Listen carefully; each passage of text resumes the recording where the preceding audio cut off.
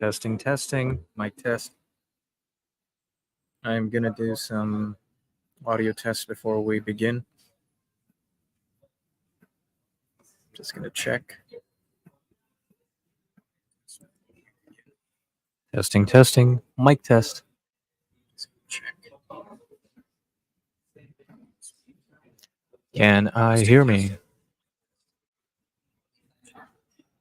Okay. I'm here. And we are alive again. I've got to be a little quiet because I'm in a public space now, but we've got some important work to get through, so the grind doesn't stop. Okay? We've got to make sure that we're ready for the artificial intelligence world, and we've got to future-proof our existence. All right? And let's begin. Let's begin. We are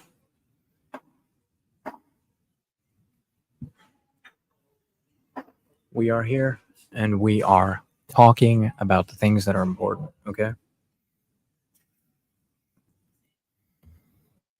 So, exactly how artificial intelligence affects us, right? We've been through some of the talking points before, right? We've spoken about certain things.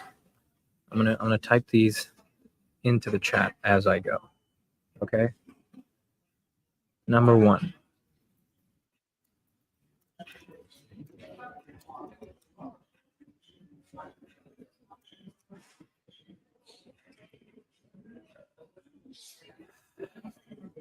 AI will replace you.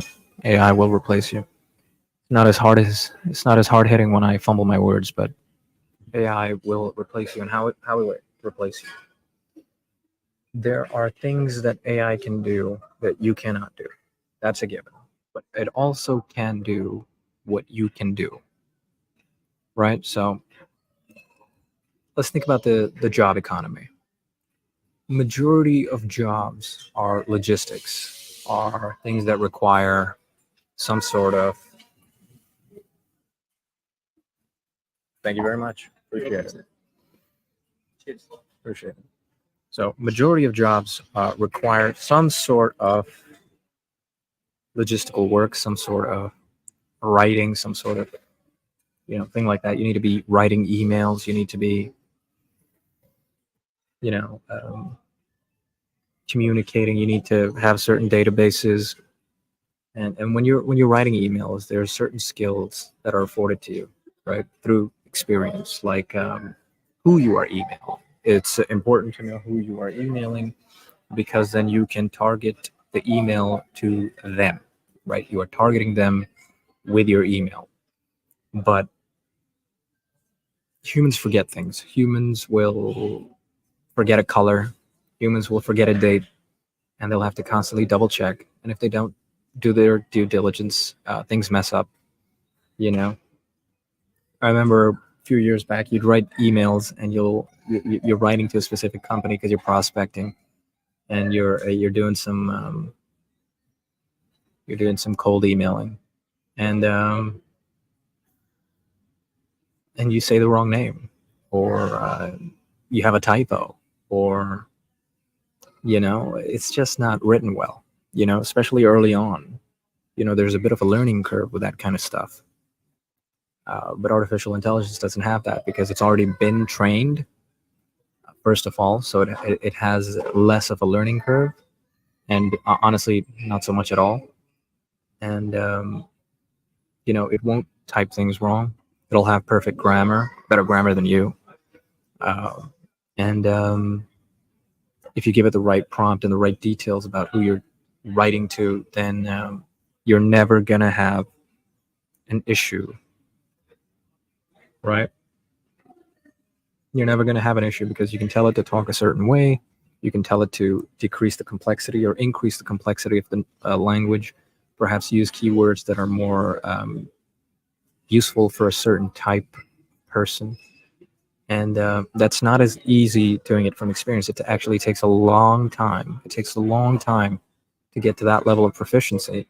And it takes a lot of bad emails to get to the point where you finally start writing good emails. And that requires time and patience. And no company is going to hire you for you to spend 3 years training how to, or even 3 months training how to write emails, when they could just hire, not even hire, they could just rent uh, a software for $20 a month that can do that much better, much faster, and much cheaper, right?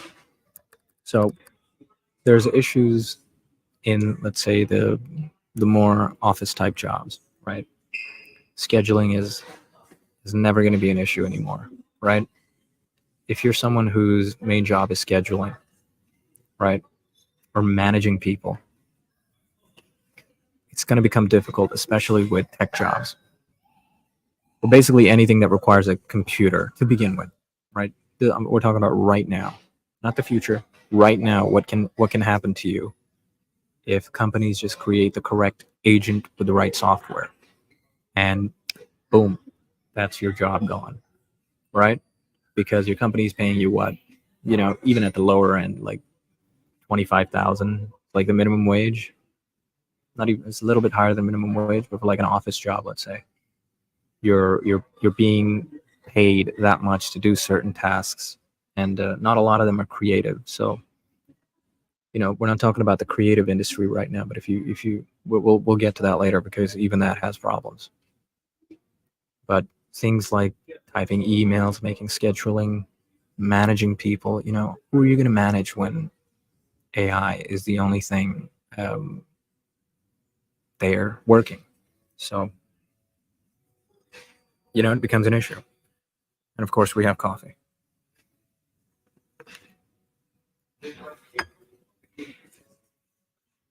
Is this chocolate? I got chocolate. Okay. So that's number one. AI will replace you, and it will replace office jobs.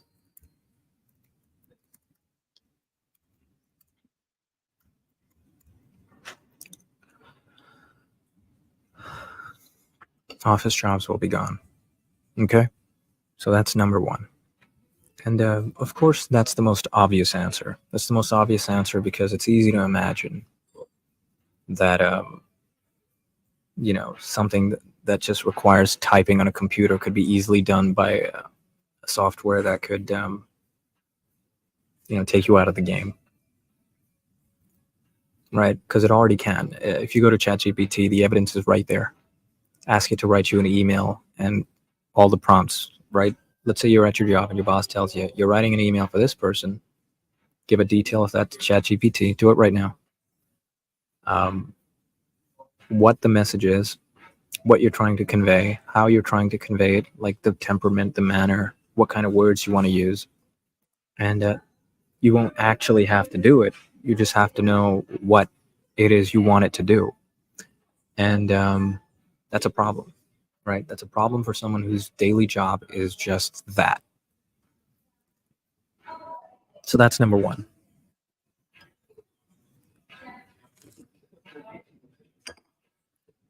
Managerial positions.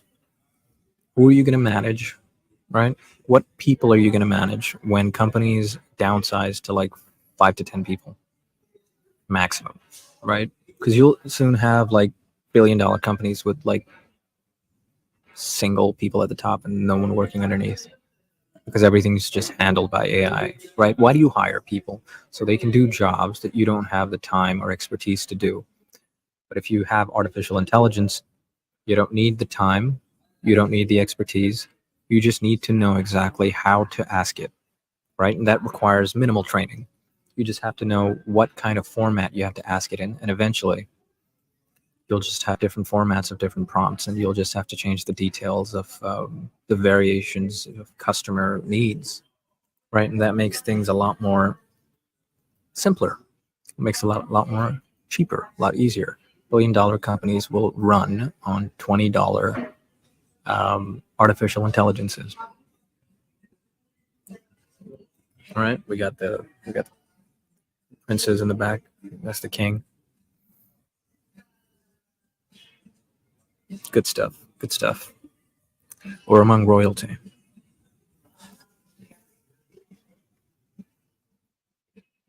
Okay. Who will you manage as a manager?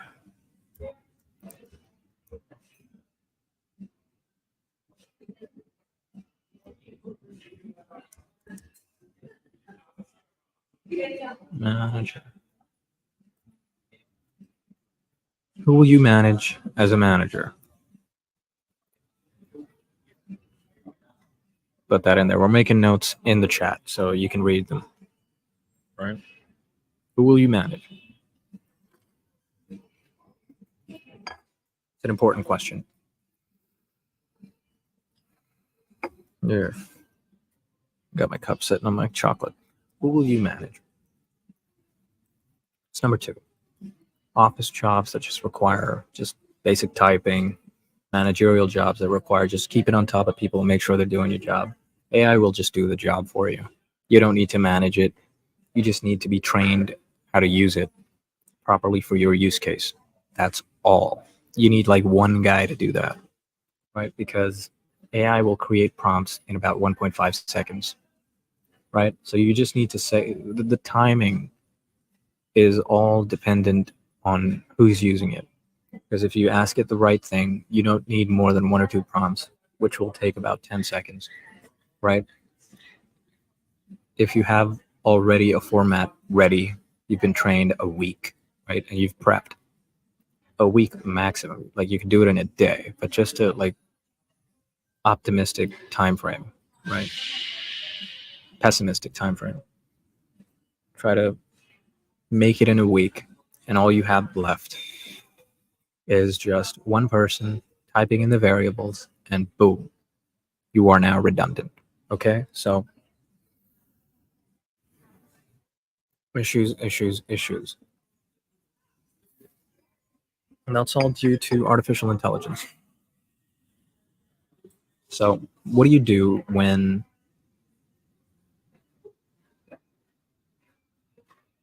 there's no office jobs? What do you do when there's no office jobs? There's no managerial positions, right? There's nothing. There's nothing at the low end, right? What do you do when you come out of college and you want a crappy job just to gain some experience, get coffee? Who are you going to get coffee for? Who's in the offices? No one. You're not going to be needed, right? So there's not going to be many jobs out there that have a certain, upward scalability above the job ladder that aren't going to be using artificial intelligence to do the jobs, especially in like companies with with a lot of money. Companies with a lot of money, they're going to jump on this first. So to get into a company that'll give you the kind of experience that you want on a resume, it's going to be near impossible. It's going to be near impossible to get that kind of reputation anymore because it's just AI will do it for you. You think Google's going to be hiring people straight out of college? No, Google's not going to be doing that. Apple's not going to be doing that because they're not going to need to. They're not going to need to, and that's a problem. So office jobs, managerial jobs, and tech jobs. Because AI can code. ChatGPT can code really well, right? I've done some training in coding, and it's honestly like helped me so much. Me as a novice coder was able to work out problems much faster because coding's like a puzzle, and you don't know how to fit the pieces correctly. But if you just put it into ChatGPT, it just makes it for you, and then you read it and you're like, oh, that's how you do it. And then you wonder, what am I even doing here? Why do I even need to do this typing? Why do I even need to do this coding if AI can just do it in 1.5 seconds? And I've spent the last week thinking about this problem, right? So as a company, if I'm someone they're training and I don't get a problem, all right, what's stopping them from saying, get out of here? We're hiring a software for $20 a month. and we're going to get this job done much faster. Okay? So we're talking about everything that's at risk. We're talking about everyone that's at risk when it comes to artificial intelligence. And there are some risks in the criminal side of this too, right? There's some risks in the criminal side of this too. So we're talking about losing jobs first, and we're going to get to how you are at risk from every angle, essentially because of artificial intelligence. And the way to survive it is to recognize that risk and get ahead of it first, right? So you think tech jobs, office jobs, managerial positions, things like that, right? They're going. They're going, and you're next on the chopping board. Okay, so what's next, right? What else is at risk? What else is at risk of artificial intelligence? You think, well, what about engineering? Yeah, anything involving math is just already out the picture. What about health? Yeah, who do you think that? Who do you think is better at screening? What do you call it? MRI scans, right?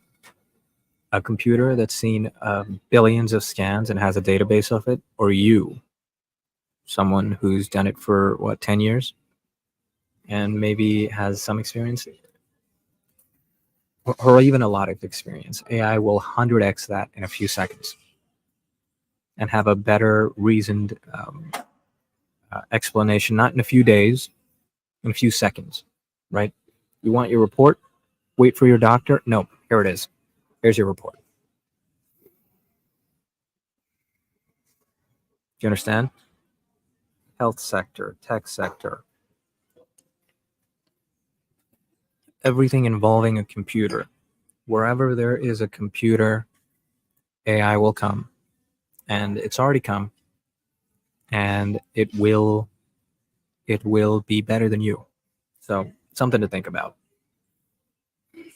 And so what else is there? We've talked about. Okay, let me write it down in the notes. Health, engineering,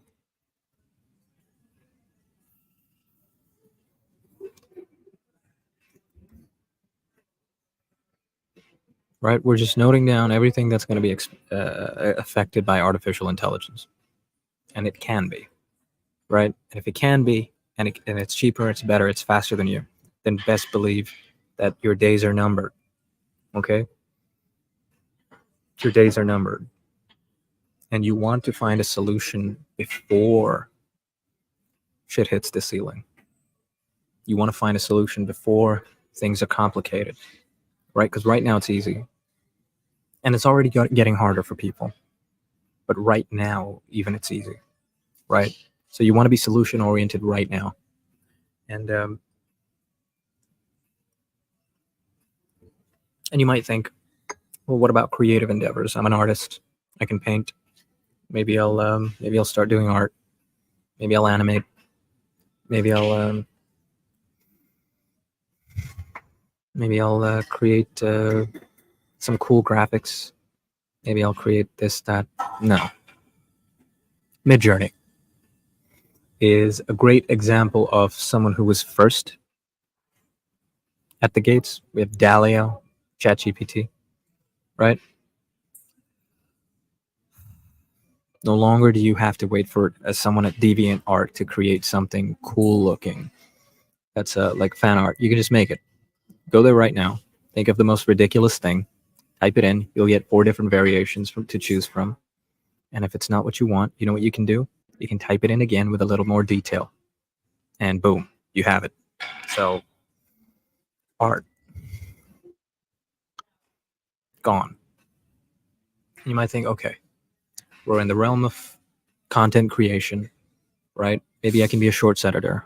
Maybe I can be an editor, right? That's a thing that's big right now, right? Shorts have kind of revolutionized content creation in the last, 4 years, 5 years since TikTok got big, right? And it all started from Vine, and it's slowly been, people's content just hits better when there's shorts. It's much Much better for organic reach. Maybe I can become a shorts editor, do some training, do some practice. No. Go right now and Google Opus. Google Opus. That's just right now. Google Opus. It charges as much as a shorts editor from the Filipinos, right? From India.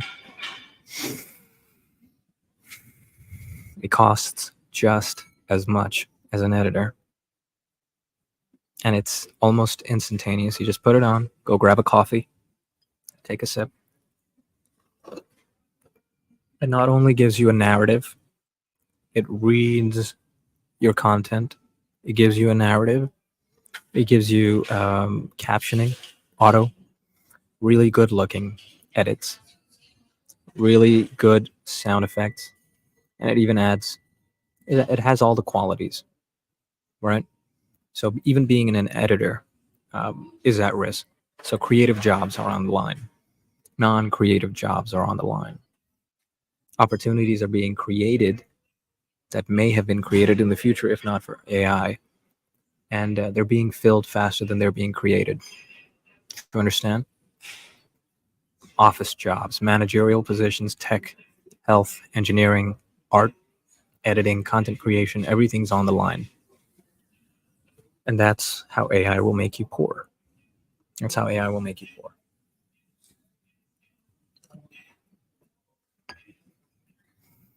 Let's get into scamming, right? Let's get into scamming and how much of a risk there is now because of artificial intelligence for your data and for your wallet, right? And your peace of mind, first of all. Last of all, but most importantly, because the first two are going to keep your head very stressed. You're going to be incredibly stressed, right? And how does it work? How does it work? We spoke about it in on yesterday's. We spoke about it yesterday. We spoke about it a little bit today as well, earlier on, in a previous, the first live stream today. But we're going to go through it again. Okay. It is dangerous now. It is dangerous. You're not going to get typos in emails. You're not going to be talking to a man with an accent. You're going to be talking to someone who sounds like Margaret from Texas, right? And they're going to get your money, right? You can create voices right now using software online for free or very cheap, right? There's software right now where you can directly speak into the mic and it will live change your voice. It will change it live. So you'll never realize because there'll be no latency issues and it will be live translating your voice into someone else's voice. And you could be talking to Bashir from a scam clinic, a scam office in India or in Africa, somewhere. And you won't even know it because it'll just sound like a real person from a real part of the world that scams usually don't come from, right? It might be a British woman. People are more likely to not put down the phone at women's voices. It's like a study on it. That's why women are better at sales, because guys just like women.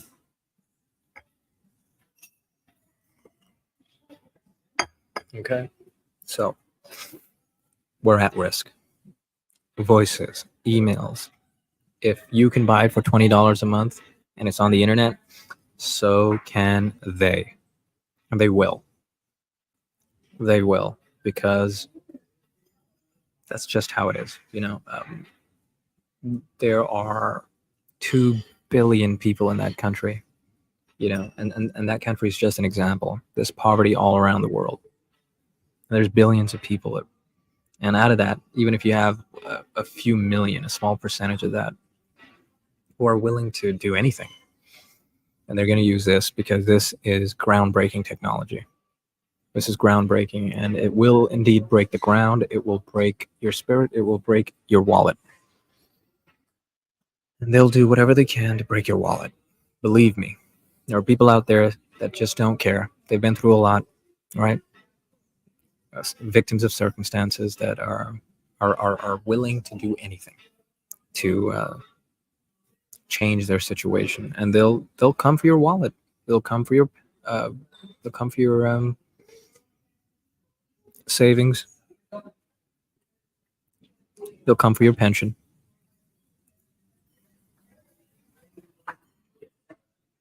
And there's nothing you can do about it. They're gonna keep coming, and and you're not gonna know.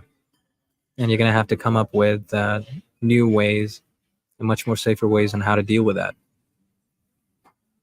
You're gonna have to deal with that in a lot more cagey ways. You're gonna have to become more cagey.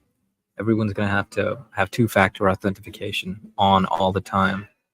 So that's not something you're gonna want to skip. It's not something you should skip now, anyway. You know, I mean, personally, I'm quite paranoid about this stuff. You know, I'm always changing my passwords. Always keep changing your passwords.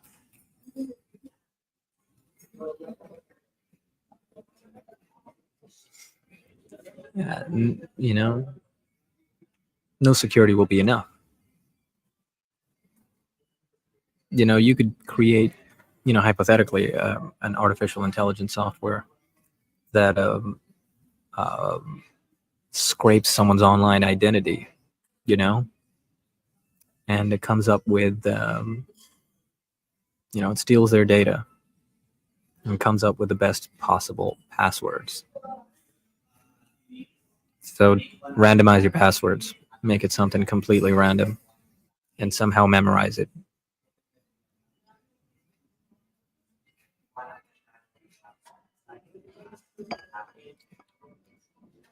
So we've got security issues.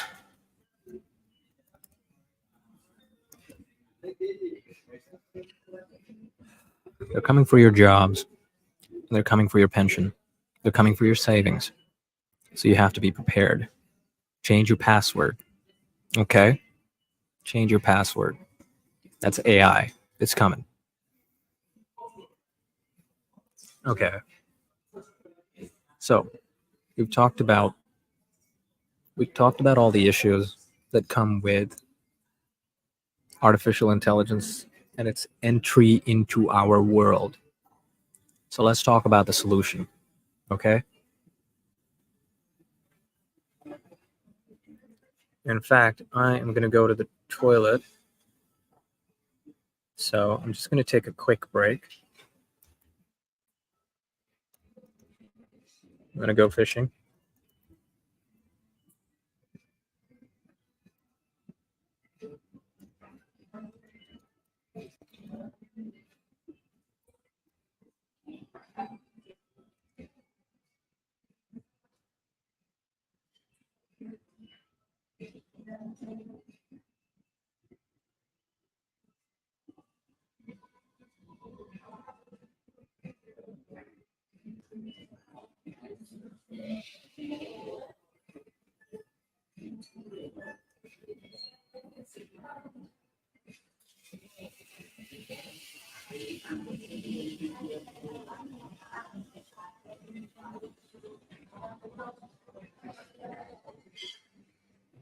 Okay. So I'm going to be right back. I'm going to stop the cam and I'm going to mute. All right. Just going to go to the toilet real quick.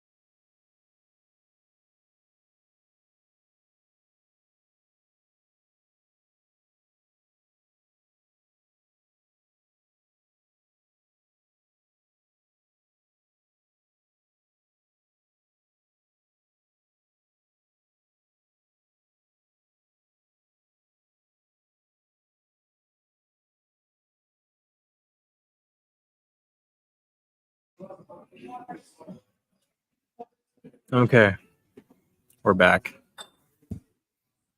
We are back. All right. So, just to recap what we've been talking about.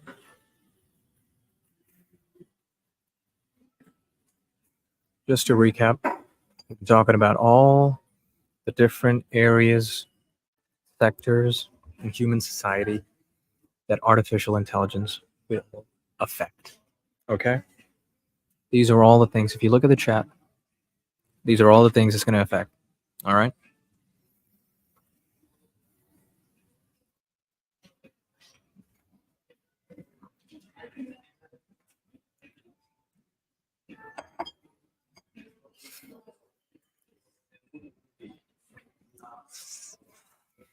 Okay? So, AI will replace you. Office jobs will be gone. You won't need to be a manager because there will be no one to manage. Tech jobs will be few and in between. Right? Healthcare, you know, scanning. The computer's going to do it for you. You're just going to be a support staff for the computer. Okay? You're just going to be support staff for computers that have artificial intelligence software that they hired for $20 a month, and it's going to be doing a better job than you. Okay? Engineering, anything math related, gone. Art, that's quite self-evident. The evidence of that is everywhere. Editing, there's software out there right now that does an amazing job at a very reasonable price at making content, right? Just the way it is. Nothing you can do about it. There's obviously security issues that come with artificial intelligence in the hands of the general public. Everyone's going to be affected because everyone is, you know, not the same. Some people have a much lower tolerance for committing bad things. So you have to be able to protect yourself from those people. But that's not the main point here. We're talking about a solution to the human job bubble, right? There's already software out there that can alleviate about half of the job force around the world. Everything related to this, all these jobs, all these sectors I've mentioned in the chat, it's there right now, and it's going to go. About half of all jobs can be replaced right now. And the only reason they're not doing it is because it will poorly affect the economy. It will decimate. It will decimate the economy. They don't want that. They don't want that because they will lose money.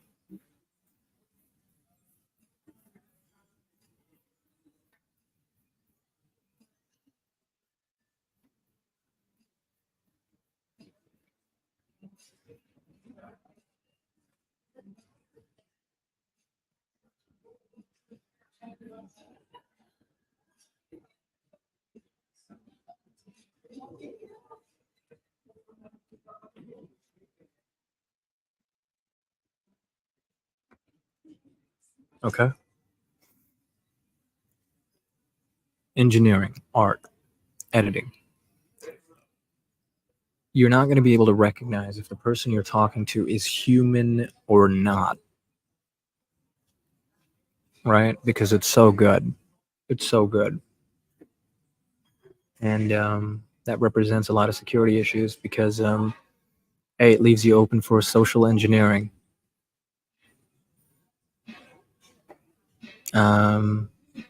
The more people you have, the more open you are to human error. And that will lead to a lot of issues regarding safety concerns, privacy issues.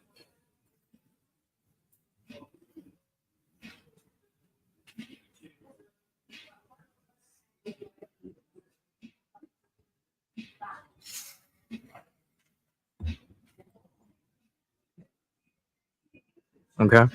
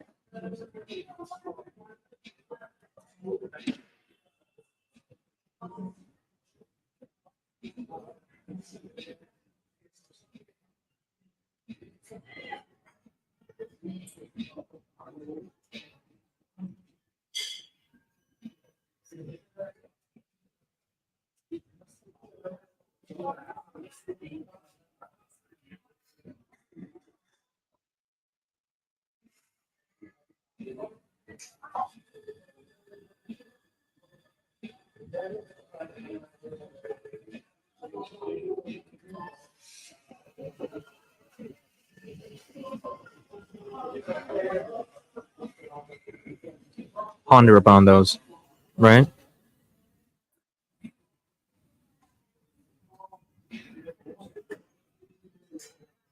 This is a movement, guys. This is a movement. We want to be able to survive this. That's our goal. We want to survive this, and not only survive, we want to thrive in this post AI world. And we're going to do it. We're going to do it because I have a solution. And the solution is exactly what's occurring right now.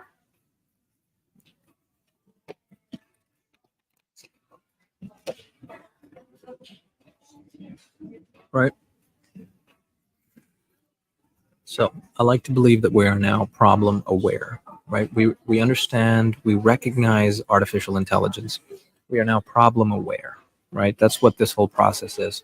We recognize the problem, and we realize that we need a solution. So now we look to a solution, and I have a solution here for you already. No need to look anywhere else. This is the solution, right? Simple as. You have to be live streaming, right? Content creation is the new meta. And this is not just for selling t-shirts and merch, right? Or selling chocolates and hydration drinks. This is for every business out there. This is the new opportunity, right? And this is quite big.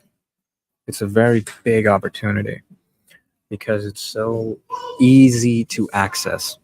So easy to access.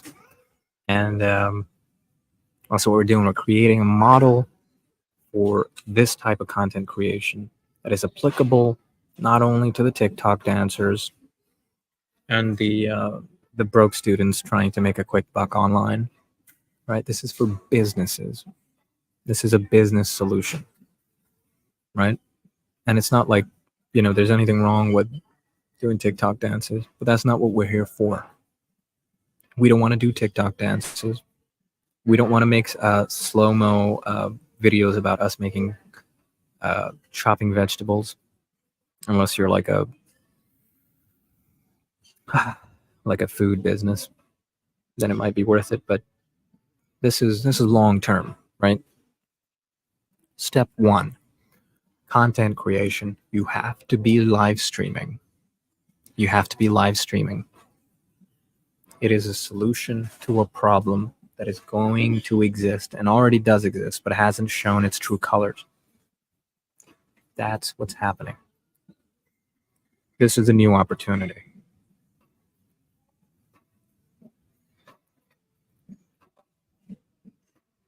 I look around and I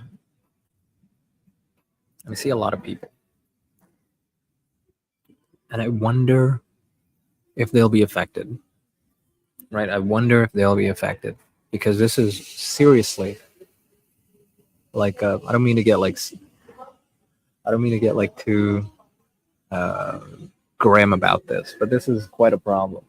This is something that bothers me a lot, which is why I'm on here and I'm trying to offer a solution to you guys, right? And I'm going to keep coming on here for the next 100 days, every day, daily, to make sure that you get the message, that I get the message to as many people as I can for as long as I can, right? Because eventually it'll be too late. Eventually it will be too late. And what I'm doing right now will be, it won't work. It won't work because it'll already be too late.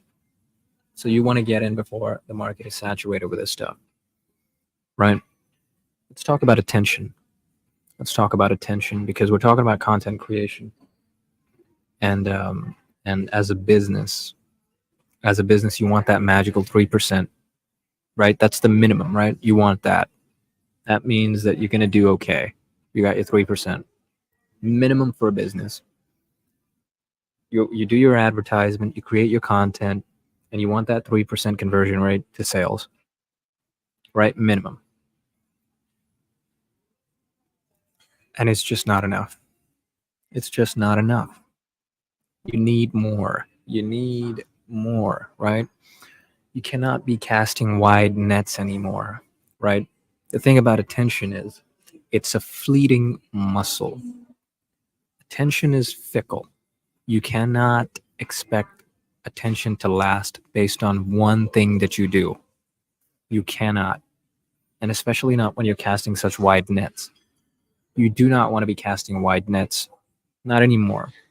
You've got people like Mr. Beast. You've got shorts editors that are killing the market. You know, you can't go anywhere without seeing their content, and it's all online. You just keep scrolling, and every day you get like 5, 6 by the same person. And if you have enough people flooding it with retention content, the only content that's going to rise to the top is the stuff that's best suited and keeps you most glued to the screen.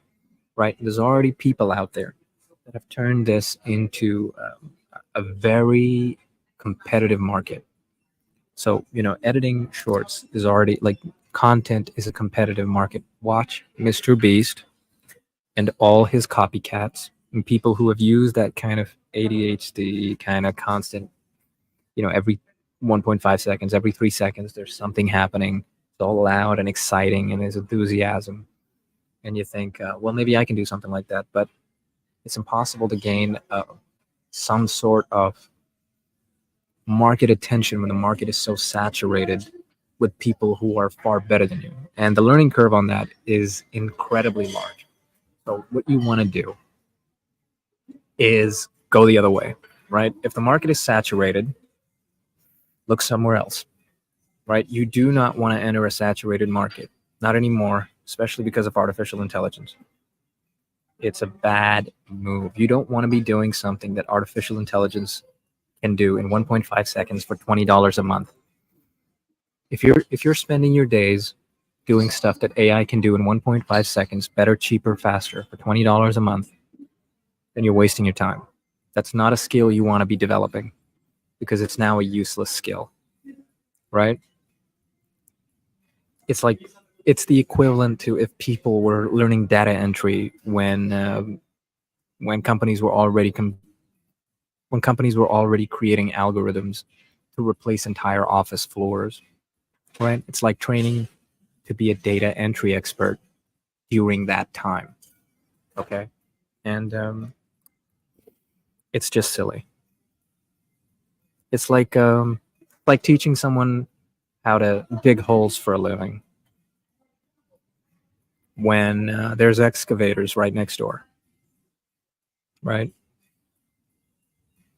It's like trying to start a successful fishing business, and the place you go has about 10 huge fishing ships there every day, right?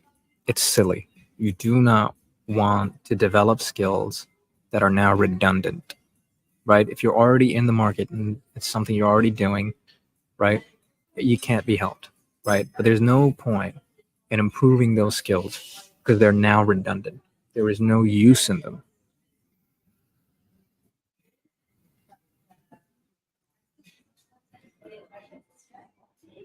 So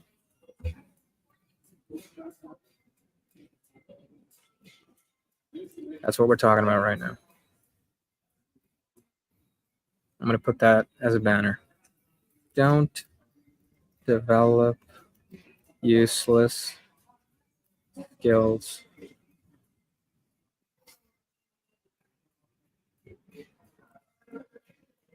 Right? Do not make the mistake of developing useless skills. It's a waste of time.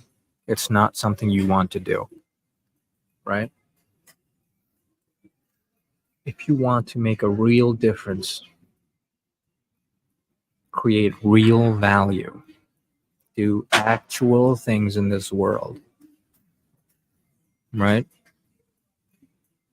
Don't develop useless skills. Recognize what skills are being made redundant, right? Recognize what skills are being made redundant and pivot. You want to pivot. And it's not like you don't have the skills or there's some intense training program that you need to go through to be able to make this happen. No, it's very simple and you learn on the job, right? You just go live and you develop your idea as you go, right? And you explain to the people, you use the skills of grabbing attention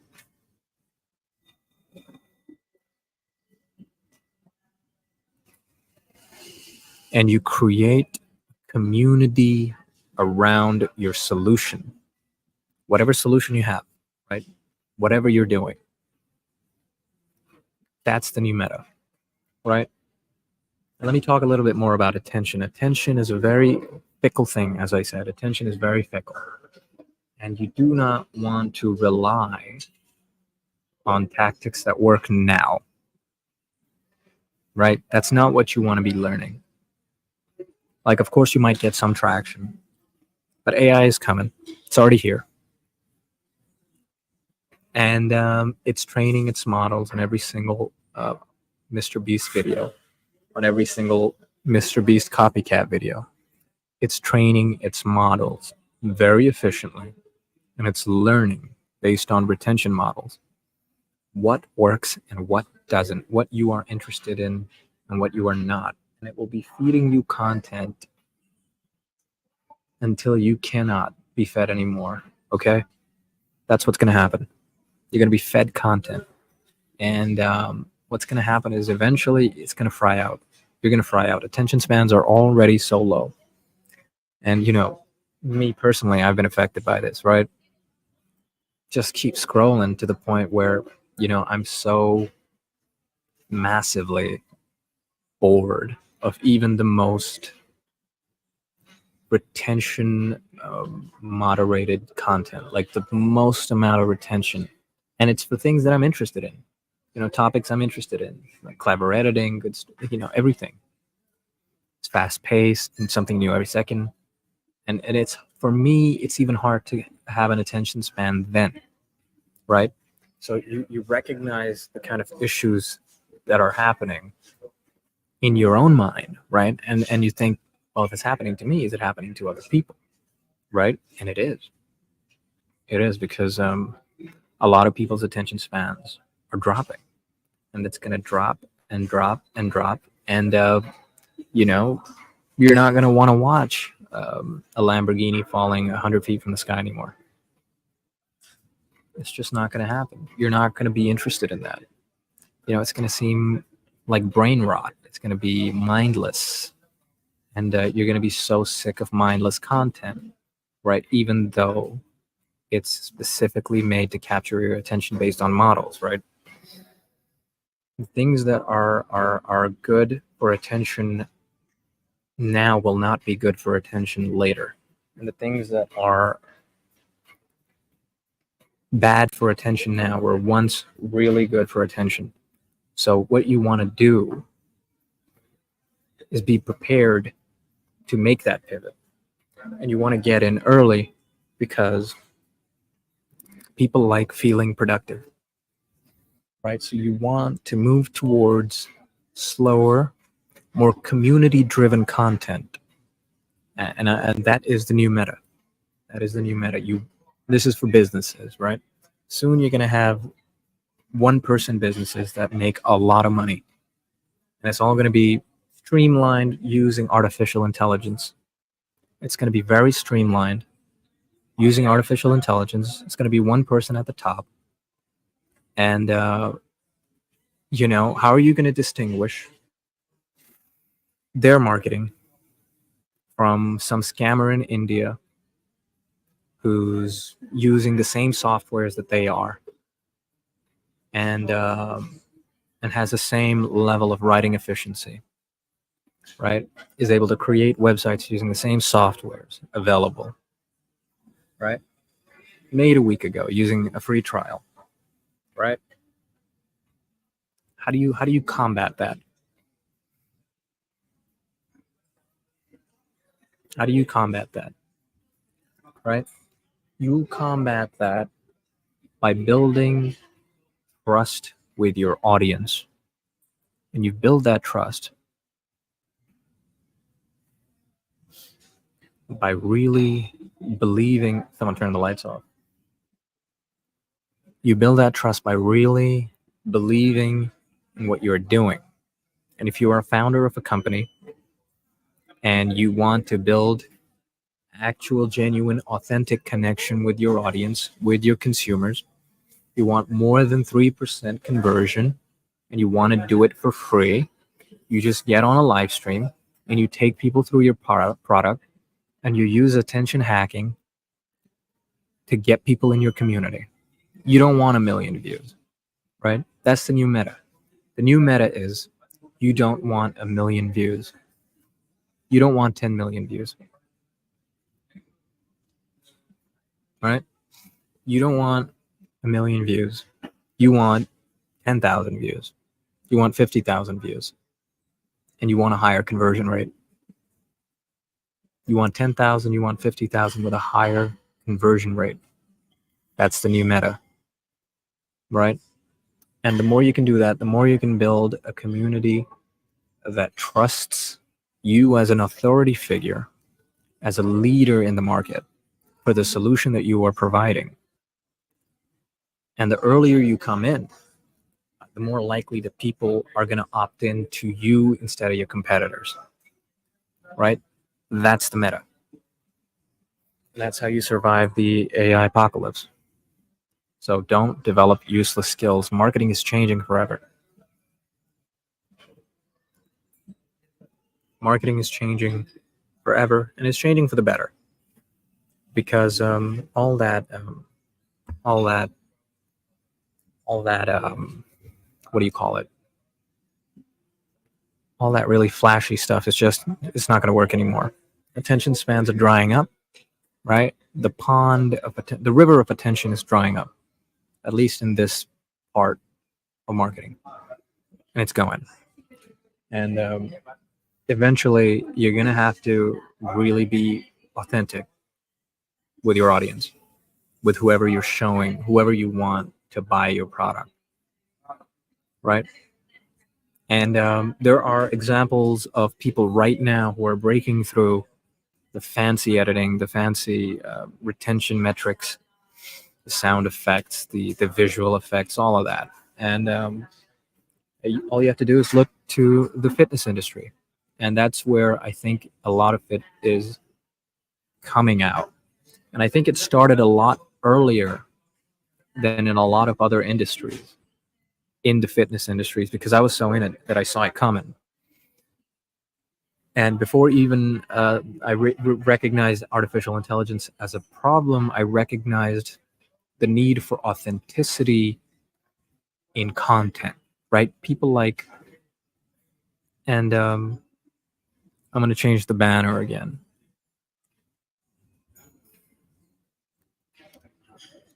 This person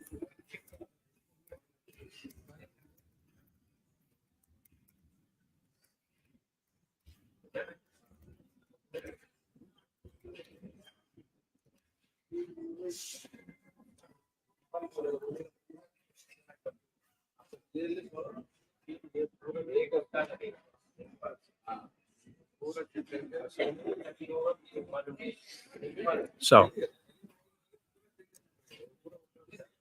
Sam Sulek is a perfect example of authenticity wins. Sam Sulek. All right, I'm gonna do another take because I want to turn this into a short. All right, see, we're making content live. This is gonna go into a short. Sam Sulek is a perfect example of authenticity wins in a world where everybody was making content with their shiny bicep veins and their cool lighting and their cinema cameras and their cool edits with like the really awesome sound music. What you have now is Sam Sulek, who makes hour-long videos, and you see his entire workout. You watch him eat, and he just talks to you, right? And he's just himself, and there's nothing flashy about it. Uh, he just shows you his work. He shows you exactly what he has. He shows you exactly what he's selling, and people come and watch. People come and watch. Okay, and that's the crux of the issue. You want to be authentic, and you see how crazy of a growth he had. People are sick and tired already of the flashy editing, of the retention metrics and everything. They want a slower, more authentic experience because it feels like you're building a genuine connection instead of just watching something mindless, right? And that's what you want with your content as a business.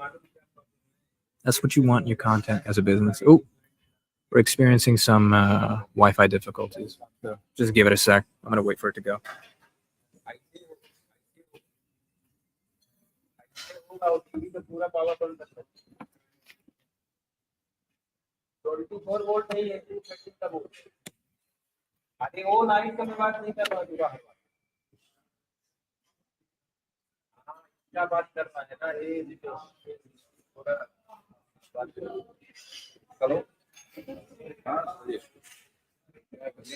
Okay, so authenticity wins, right? Authenticity wins, and you want authenticity in your content. You don't want something flashy. You want something that's real, and that will be better, right? Let's say you're a company that sells info products, and you're competing with someone like someone else who sells info products, like Alex Hormozy. How do you compete with someone like Alex Hormozy, who has such a grand uh, internet presence, right? How do you compete? Like, it seems improbable that you could ever compete with someone like Alex Hormozy, but it is possible. Now it is, right? You create authentic connections with your audience, and you do that by getting on a live stream, and you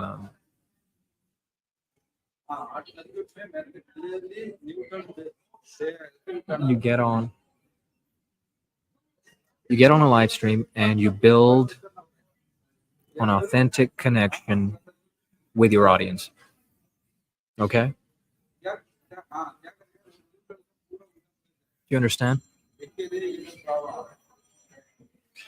Okay. So, and Sam Solek is a perfect example, right? And the reason why it started in the fitness industry is people like Greg Doucette. Right? People like Greg Doucette, if you watch him, he was one of the first guys that got big. Him and Derek Moore, PlaceMoreDates.com, right? They had a meteoric rise to the top of the fitness industry, to the point where they're now household names. If you're in the fitness industry, you know these guys. And the way they did that is being completely honest about something that no one is honest about in the fitness industry. So that was their niche, right? We're going to talk honestly about steroid use because nobody else wants to talk about it. And they were honest and they were authentic. And they said, yes, we did steroids. We do steroids. They pointed at people that were lying about not being on steroids, and they said that person does steroids. So don't buy his thing because he's scamming you. Right? It's authentic. It's real. They're trying to provide real value. They're trying to do actual good in this world. Right? And that's what you have to believe. That's what you have to know as a business owner. That your problem that you're solving, your solution is real, and you want to solve that problem, and you want to actually help people. And when your product has those qualities, if you have core product value, you are going to have an edge over your market. And you're going to have an edge by being authentic in front of a camera and going on live and being very real to people. And you don't need a million subscribers. You don't need a million viewers, right? That's the beauty of this. You cast a much smaller, much more targeted net that has a higher conversion rate. And I think I heard someone talk about it who had a similar idea to what I'm talking about right now. But for them, live streaming wasn't in their idea. But you become a micro authority. That's a new term for this kind of thing, and it's really good. It's a really good term. You become a micro authority, right? And you win that by being authentic. Be authentic. You reach the right people. You don't cast wide nets, and you win. And artificial intelligence cannot do that. Purely by its state of existence, artificial intelligence is unauthentic. It's artificial. It's fake. It's an amalgamation of the best answers a human being could come up with. So, therefore, if you are authentic, if you are real, you can build genuine connection with an audience, right? And you can make real money. You can make real money for your product as a business. Whatever you're selling, right? You build a real connection, and it also takes care of a lot of security issues, right? If you are live every day, like I am, right? You're not gonna second guess whether the solution I'm making is real or not. You know, you're not gonna second guess that because you're seeing its process. You're seeing questions and answers. You're seeing the progression, right? And it's constantly developing. And that's the beauty of it. Because you're live all the time, you have constant feedback. You review, you revise, right? And whatever your product is, it becomes better and better and better because you're on live, because you have instant feedback. And that instant feedback is incredibly useful. And people pay a lot of money for that kind of feedback, but you can get that for free. You can get that for free if you're using the right software. And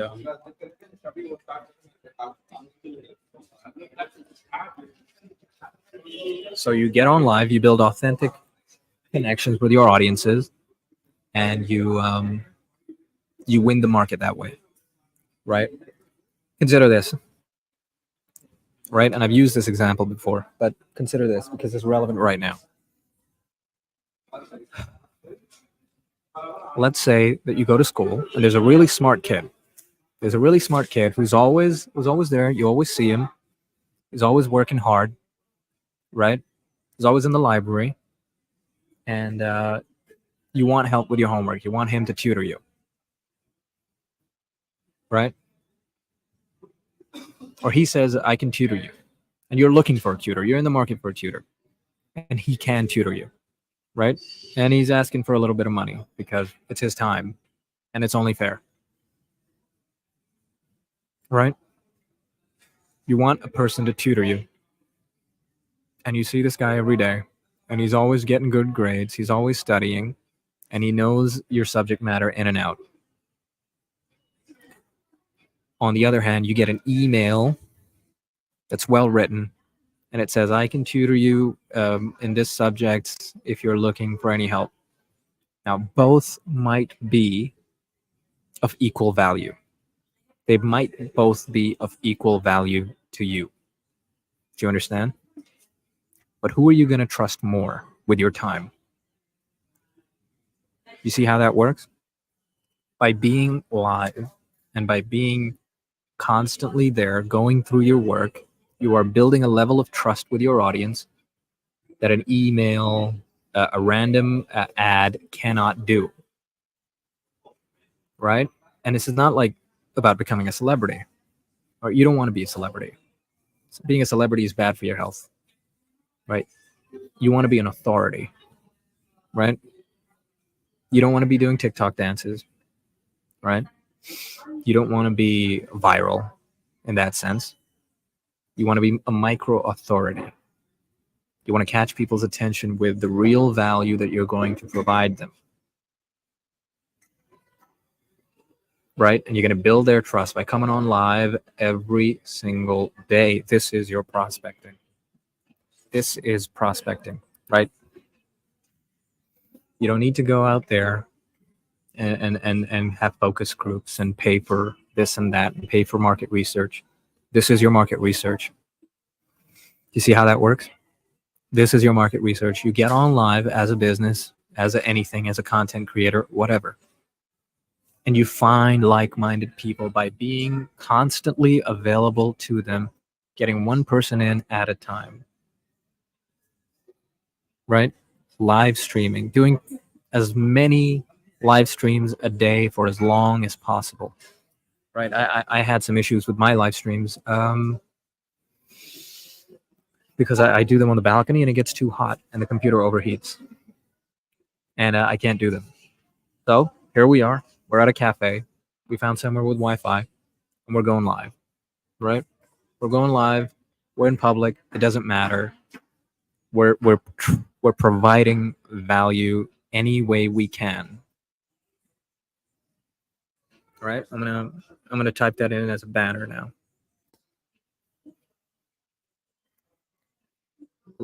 Live streaming is ultimate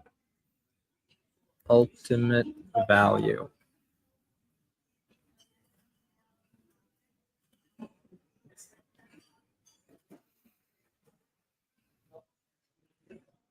Do you understand?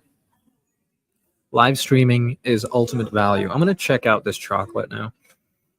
I've been staring at it, and it is my time to eat. I don't eat breakfast. I just have coffee in the morning. Oh, it's dark chocolate. Probably healthier, less sugar.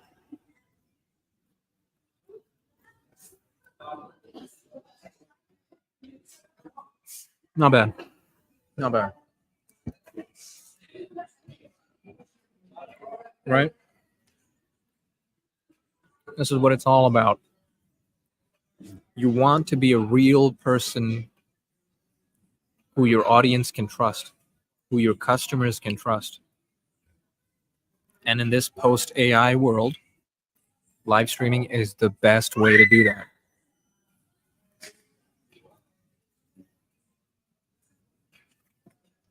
People won't come for your fancy editing, they'll come for you, right? And of course, it's not easy. It's not easy to be on a live. And when you start out, you're going to be dealing with 0 views, and you'll get 1 view, but it'll be you accidentally clicking on your live stream to see how it went. 2 or 3 views from just checking out whether you had live stream issues, maybe clicking the remix button and getting a couple of views on that, right? That happens to me. You get an extra like 5-6 views just by going through your content looking for shorts to make. And it's difficult. It's not easy. But that's what this is. We are creating a model for attention hacking in this day and age. And by using this model, you're going to be, as a business, providing a solution, a real solution to customers.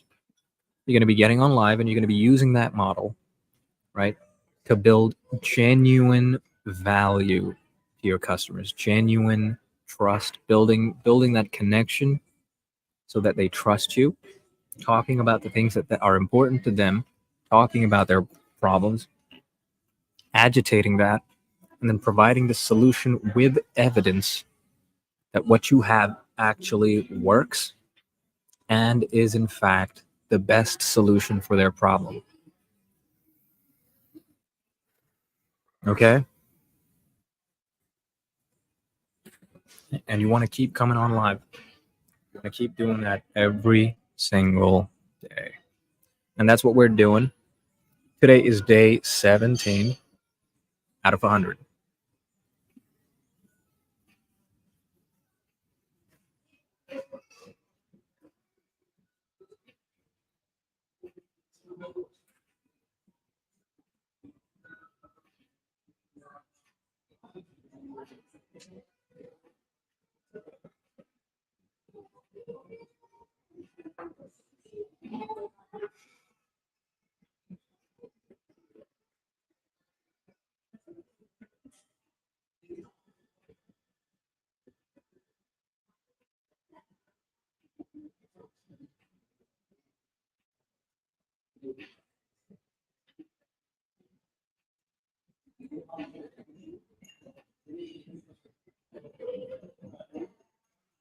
Okay. So keep that in mind. And we're gonna figure this out. That's what this is all about. We're formulating a model right now. Right? This is it essentially, right? So it's a great meta understanding of what's going on, what what value I'm trying to provide, so that you can see exactly how you can provide that value, right? Tapping into the current zeitgeists, right? Trends, pop culture. You go through the popular page, you go through the news, what is happening in the world today, and how is it related to what you are trying to do, right? So for me, if you look at the title, scammers from India are very topical. It happens daily. There's entire channels based that have millions of views, um, and millions of subscribers that are interested in I guess the title's down here, in that topic, right? And you get one person in, and maybe they subscribe, right? You keep doing that. You keep trying out different things, right? And you hammer on things that work. If something works, keep doing it. You get people through the door, and then you just do your thing. Then you talk, like, and you don't want to pick random topics. You don't want to pick random topics. Random topics are boring. They don't relate to what your solution is as a business. You pick and choose carefully, right? So there is a method to this, right? And I'm formulating the method right now, and that's what my entire thesis is, right? You want to be able to use the current trends in the market to catch people's attention, and you don't want to pick randomly. You want to pick topics that are related to whatever you are doing, whatever your solution is, whatever your business is offering to the consumer, and you want to relate it constantly.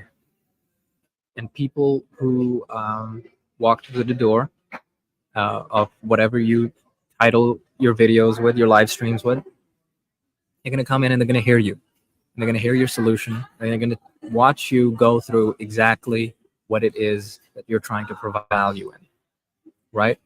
And people that actually want that value, they will stay.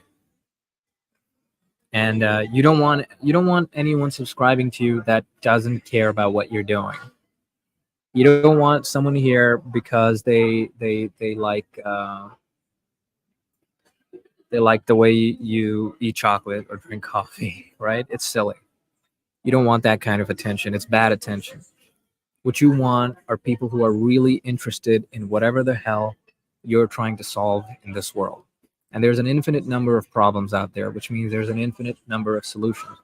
You have to find the right problem that you're interested in, and you have to be able to formulate it into an argument. And then you create a solution, right? And you create that solution by reading, by researching, right? So for me, uh, I've been reading books on psychology, attention, all these things. I've been reading constant books. I've been watching videos. I've been watching documentaries. I've been watching anything that can help me understand uh, as I walk through this kind of void of of um, of a market, because this is completely new stuff, right? As I walk through this void, which direction do I go?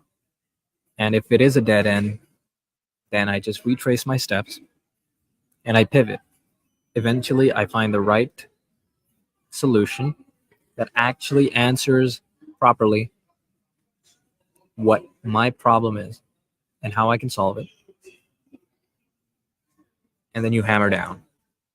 You hammer down, build a community, and you know, you give them where your solution is, and then you.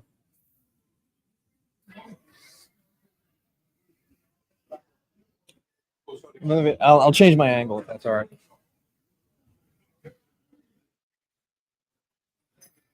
Oh, there's some people here, but yeah, no, it's cool. It's cool. I want to move you guys from your chair, but I'm on a board meeting.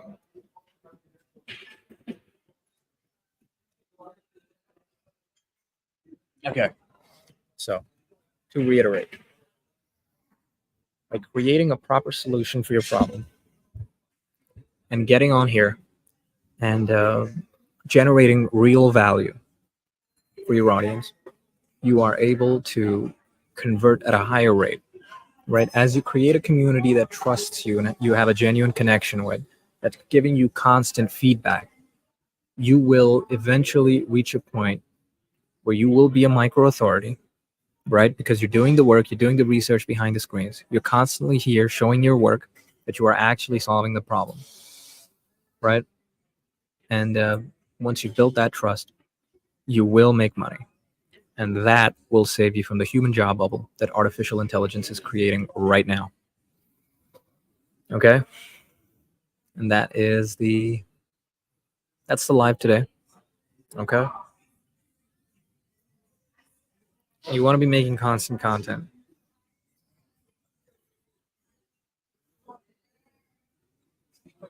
And you don't want to be worried about you don't want to be worried about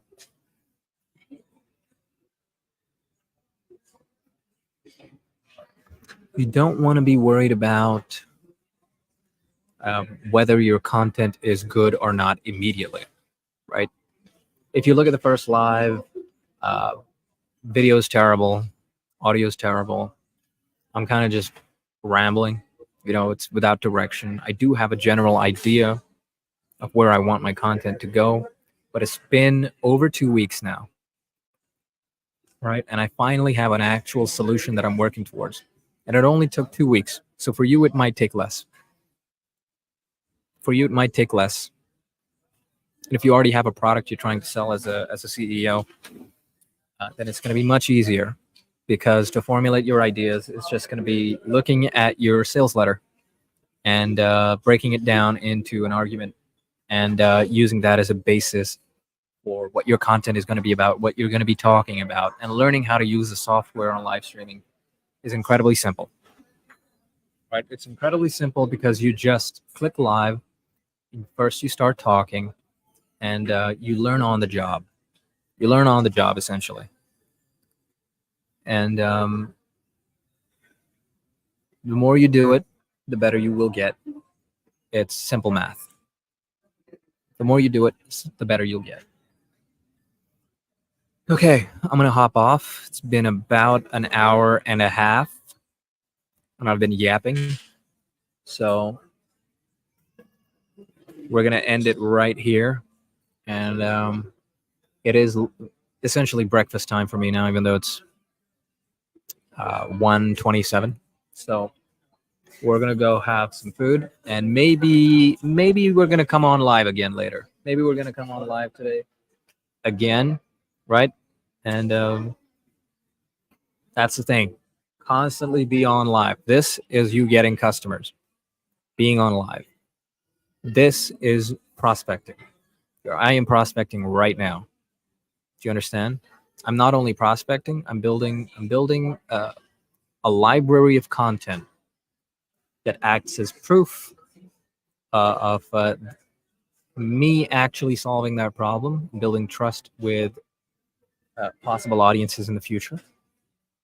And as you watch more content, you recognize the need for my actual solution, because I am highlighting the problem with great detail constantly. And not only am I doing that, I am developing that argument as I continue, as I go on, as I keep live streaming. As I'm. Yes, absolutely. Thank you very much. As I get nearer and nearer to 100 days, my formulation of my argument and my ability to agitate that problem in a real way is going to be much better. It's going to improve drastically. And my ability to get people on board is going to improve as a result of that, right? So instant feedback, reviewing your content, reviewing the product that you're creating constantly. Time on the screen, time on the screen, time on the screen. And that's how you can sell your product. And this is especially effective for info products. This is especially effective for info products because info products are essentially ideas that develop over time. And what better way to do that when you get constant feedback? Okay.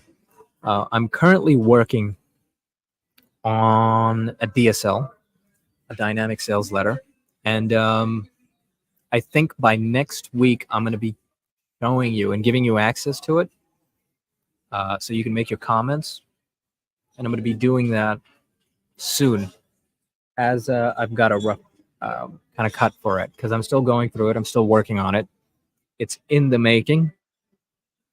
And that'll be the DSL. That'll be the sales letter. And at the bottom, there will be an email that offers you access to the solution part of the problem for a fee. You see how that works? Right? I'm creating real value, and I'm building it right in front of you so that you know exactly what I'm working on, and you can see that it is an actual solution, and that builds trust with you, right? This is all an attempt to build trust with you, and not in any nefarious way, but genuine trust, so that you can see that I'm providing genuine value, so that when you do look for a solution for a problem that is imminent and is going to affect so many markets, and probably yours as a CEO of an info product business, you will come here. You will come here because I'm going to teach you the exact ways. I'm going to teach you the exact ways that you can solve that problem. Because I've been doing it for a lot longer, and I've been doing trial and error, and I've been testing out techniques. I've been testing out things that you haven't got the time to test out. So you can just pay me, and I'll solve that for you. Look at that, convergence. It's synergy. It's really good. Okay? All right. We are going to sign off. So subscribe, and good things happen. Be good, and I will see you probably again today, talking more about this stuff. Okay? Wonderful. See you later.